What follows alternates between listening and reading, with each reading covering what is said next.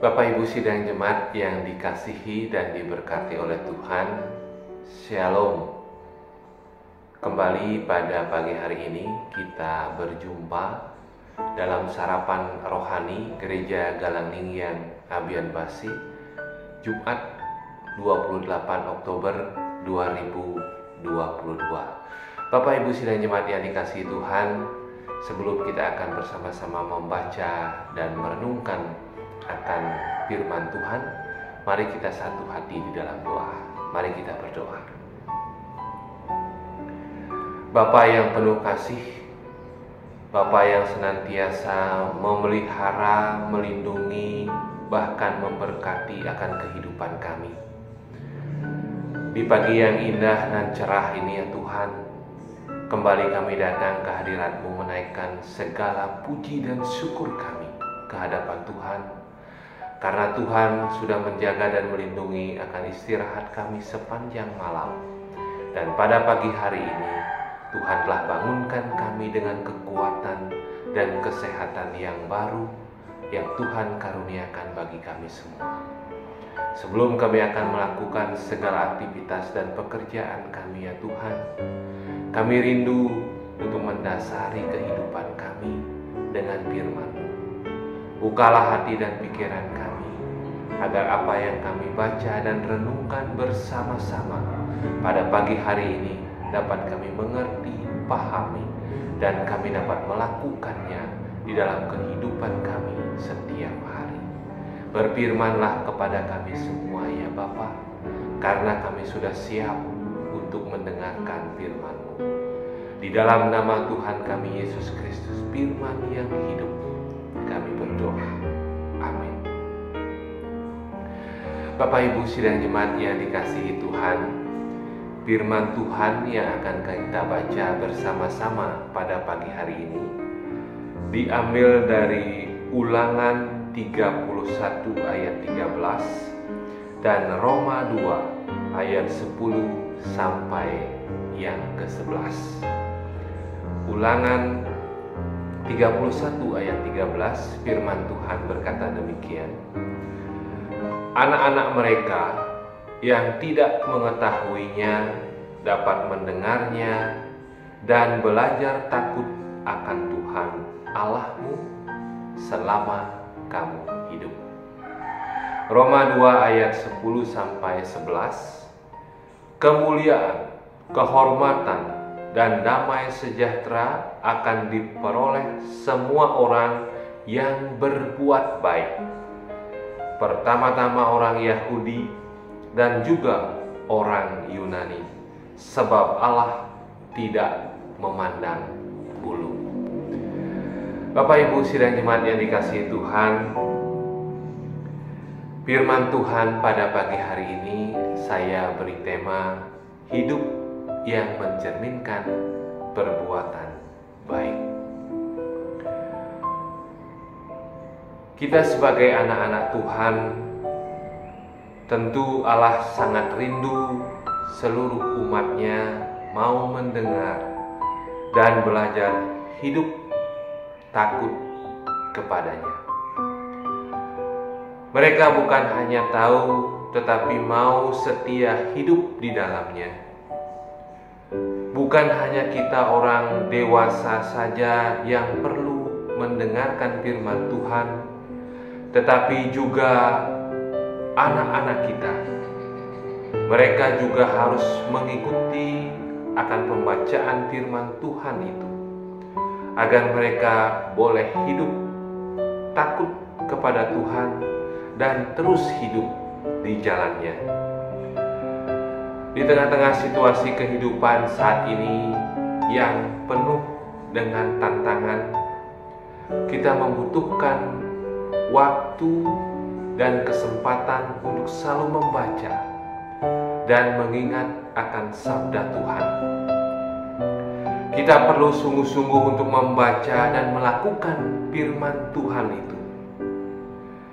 Jikalau kita tidak menyempatkan diri dengan tekun, dengan disiplin, maka hidup kita akan mudah goyah, dan penuh dengan permasalahan serta pergumulan hidup. Kita harus memiliki kesadaran bahwa setiap kita memerlukan firman Tuhan itu, agar kita boleh hidup takut akan Tuhan dan setia di jalan Tuhan. Bapak Ibu yang dikasihi Tuhan, kalau kita membaca Roma 2 ayat 20-11, kalau kita merasa diri kita benar dan lebih penting dari orang lain, itu adalah sebuah kesombongan yang menjadi awal daripada kehancuran seseorang. Memandang rendah sesama dan menyepelekan atau mendiskreditkan sesama adalah akar dari permusuhan dan perselisihan yang akan bermuara pada kehancuran. Itulah yang dikhawatirkan oleh Paulus terjadi di jemaat. Pertama, orang Yahudi yang menganggap dirinya paling benar dan paling layak di hadapan Tuhan. Orang Yahudi menganggap bahwa hanya merekalah yang paling dapat dibenarkan dan diselamatkan oleh Tuhan sesuai dengan hukum Taurat, sedangkan orang non-Yahudi maupun yang lainnya, mereka menganggap bahwa Tuhan hanya milik mereka saja, dan hanya mereka sajalah yang layak untuk itu. Tuhan dalam pandangan mereka hanya menyelamatkan dan memberkati mereka saja. Inilah yang sangat ditentang oleh Paulus. Dia mengatakan bahwa Tuhan tidak memandang bulu, baik itu orang Yahudi maupun non-Yahudi. Semuanya sama di hadapan Tuhan. Semuanya dihakimi secara adil dan benar oleh Kristus tanpa pandang bulu. Bapak Ibu yang dikasihi Tuhan, Paulus mengungkapkan hal itu dalam firman Tuhan hari ini. Sebab Allah tidak memandang bulu. Semua manusia, siapapun dia, apapun latar belakangnya, dimanapun dia berada, bagaimanapun status ekonomi, sosial, politik, suku bangsa, warna kulit, dan sebagainya, semuanya sama di hadapan Tuhan. Semuanya berharga di mata Tuhan. Semuanya sama dikasihi Tuhan secara sempurna. Tuhan Yesus mengasihi semua umatnya tanpa batas, tapi juga tanpa pandang bulu, tanpa pilih kasih. Yang membedakan kita hanyalah kelakuan atau cara hidup kita. Pilihan hidup kita itulah yang akan membedakan, memisahkan kita dari sesama kita. Namun kita semua sangat dikasihi oleh Kristus. Tapi jika tidak, maka kita pasti akan menderita. Tuhan tidak akan membeda-bedakan kita, tetapi kasih-Nya tidak pernah berubah, dahulu, kini, sampai selama-lamanya. Kasih Tuhan itu tetap sama kepada semua orang, tanpa pilih kasih. Inilah pengajaran Kristus bagi kita. Kristus adil dan jaya. Dia amat sangat mengasihi kita semua tanpa batas dan tiada berkesudahan. Kita sebagai keluarga dan umat Kristiani, hendaklah kita selalu meneladani dan melaksanakan pengajaran-pengajaran Kristus, mengasihi semua orang tanpa pilih kasih. Jangan mengasihi orang karena status sosial ekonomi, tetapi kita harus selalu mengasihi dengan setulus hati.